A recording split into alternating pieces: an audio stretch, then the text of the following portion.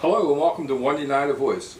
Today we have Mike Laurie from Senator Stone's office coming to talk about a meeting that was held at CCBC on October 29th, 2013. Now Mike, what did you think about the meeting? Well, it was a great meeting. Thanks for putting it together, Scott. I thought we got a good mix of people from the medical world. We had some administrators from the community college, and I thought it was a great gathering. I certainly learned a lot.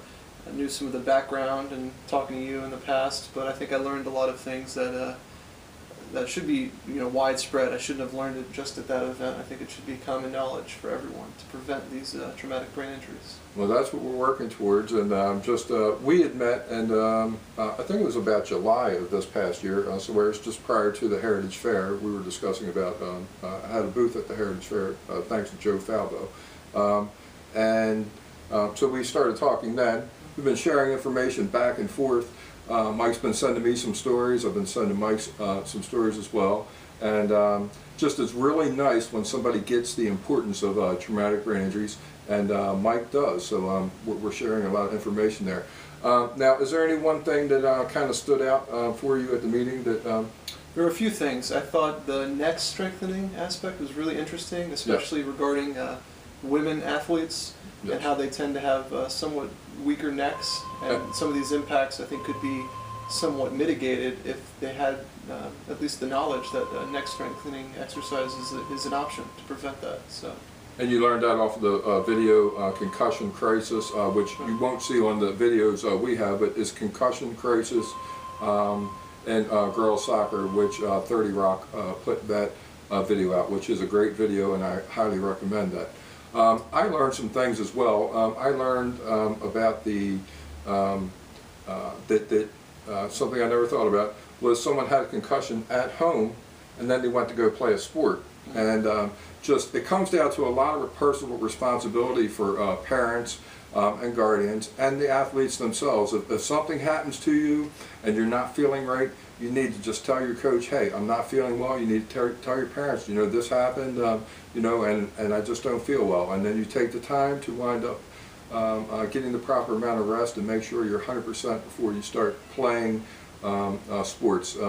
One of the handouts I gave out was about a girl that played soccer, and she had a concussion, and then she had had a concussion years before, and she thought that she could tough it out and play through the injury. Well, the article that I have actually discusses how from her playing that game, she wound up being sick, and then it took her 3 years to get back on her feet. So just having a concussion and not dealing with it properly is the wrong thing to do, and that's why TBI, awareness and prevention, is so important. And I'm 100% sure that prevention is the #1 cure, and knowledge is the key. So I'm really thankful to Mike for joining me today to talk about this meeting, which was very important. And I'm very pleased that also the local papers are picking the stories up, like the Dundalk Eagle and the East County Times, as well as the Baltimore Guide. And they're helping get the word out and making a big difference. As I'm talking to people on the street, they're saying, hey, I saw that article, and they're discussing things with me. So that's the importance of it. So Mike, I hope that we can wind up, we didn't get a chance to talk about, we talked about baseline testing, but I'm hoping to, I brought up the fact about the helmets and contact sports, so I'm hoping that we get a chance to maybe talk about that a little further in the future. Sure. Yeah, I think that's going to be an interesting topic.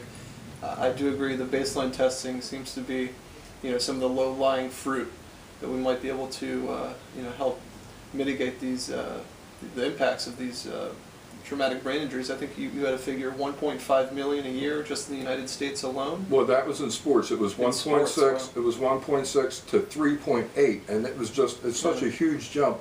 The numbers are very confusing as it is. No matter which ones you're talking about, they're having a hard time getting the numbers.